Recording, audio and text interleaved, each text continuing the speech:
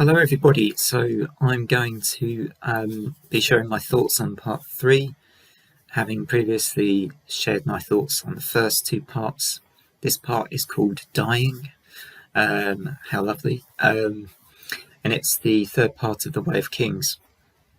Now, so far, we have been introduced to, I would say, 4 or 5 main characters.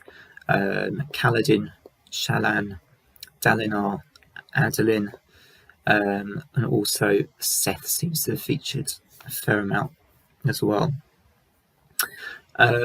We also are now, in part 3, we seem to get a lot closer to Shallan's story, I've noticed in this part, and her character.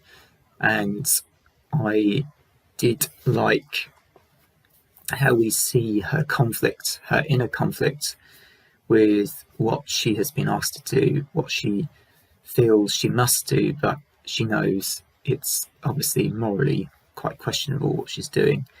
And she finds herself enjoying her environment with and her learning with Jasnah. And also she develops a friendship with this Ardent called Kabsal.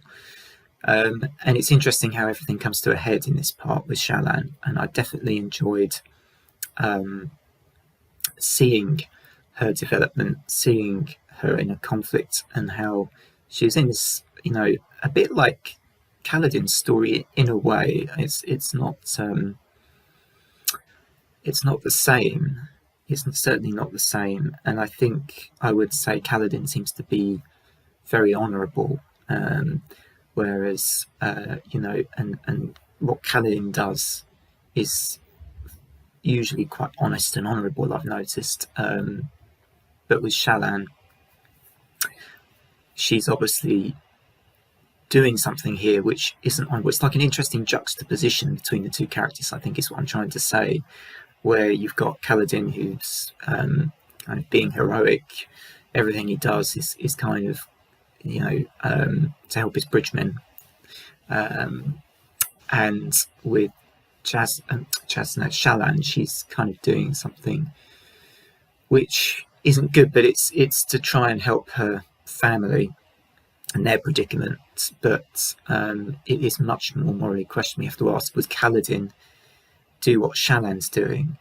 And I suspect the answer is no, because it's not a very honourable thing. But there's an interesting juxtaposition with both of their stories, I think, particularly in this part of the story so far. So yes, I mean, I've enjoyed what happens. Spoiler alert again. I should have said that at the very start of the video. But I do like to talk about some of the specifics in the story when I'm sharing my thoughts. I just think it makes for more interesting discussion.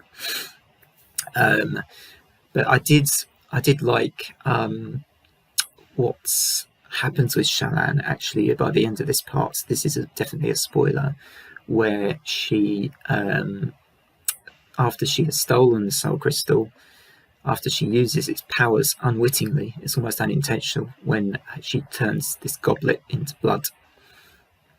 The blood is discovered by Jasnah, and the Shallan tries to make it look like it's her own blood, that she hasn't been using Jasnah's soulcaster.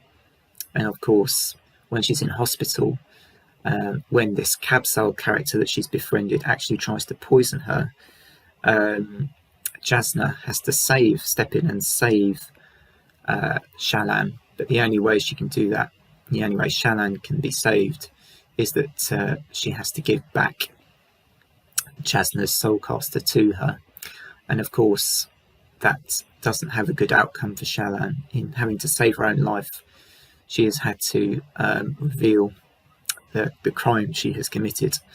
So it all kind of, sort of ends pretty badly for Shallan in this part.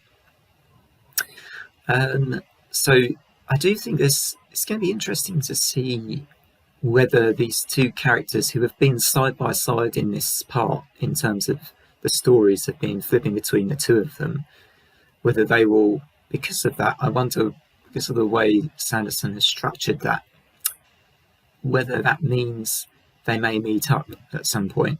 because it feels like that juxtaposition is almost on purpose. So I will be interested to see how that develops. And we also see in Kaladin's story, which I've spoken a lot less about so far. So I've enjoyed, there's some really good characters in the company of Kaladin, I think, in his bridge crew, who are quite entertaining, particularly Rock. And I also quite like Teft as well. And I like how they are bonding with Kaladin and with the other crew members. And I like how they are now really developing their friendships, basically, and becoming more and more interesting. Almost as a prediction, I'm not sure how long these lovable characters are going to last in the story, particularly in their dangerous predicament, but we shall see. I'm sure I'll find out as I read more of The Way of Kings and I read more of Stormlight Archive.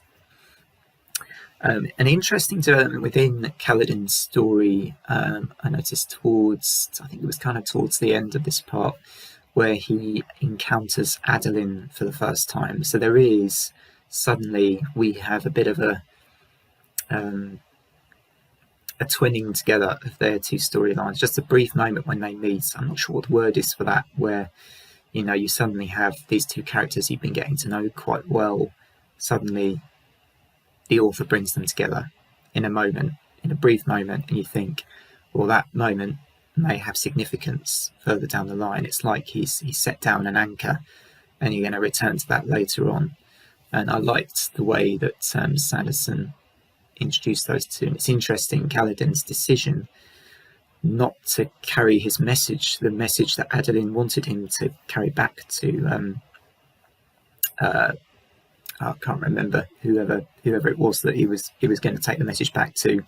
It was obviously important for Adolin that message got back, and whether there's going to be hopefully a consequence further down in the story with what happens there, and whether that has any repercussions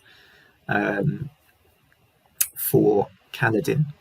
So yeah, this was excellent, this part. I think I've said every time so far, I said in the last part 2 was I really enjoyed more than part 1, probably. This part perhaps even more. It's certainly, there's been payoffs, I think, in this part to a degree with what happened with Shallan, and it's made it was very, very, very exciting, I have to say. I definitely was fully engaged in this part all the way through, I can say without a shadow of a doubt, and read through it a lot quicker than I did the second part, which is perhaps indicative of that, although it might just be that my work got slightly in the way of the second part as well. Thank you very much. Thanks for watching.